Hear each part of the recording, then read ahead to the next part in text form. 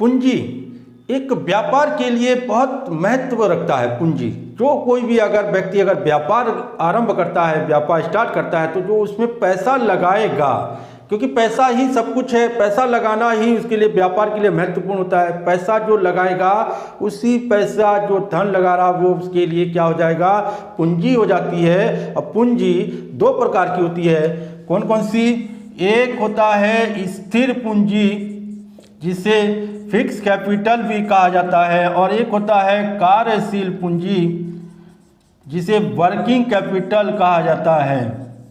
स्थिर पूंजी मतलब जो स्थायी तौर पर जिस पर लगाता है। स्थायी तौर पर क्या हो गया आपका, जैसे क्या हो गया, भूमि,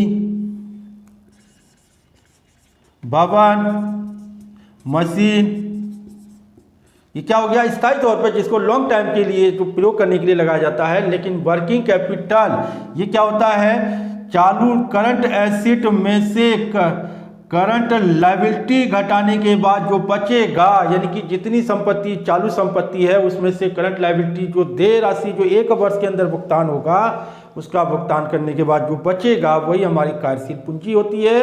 और उसी का प्रयोग हम व्यापार में किसी दूसरे काम के लिए कर सकते हैं। तो कार्यशील पूंजी और स्थिर पूंजी, पूंजी के दो भाग हैं।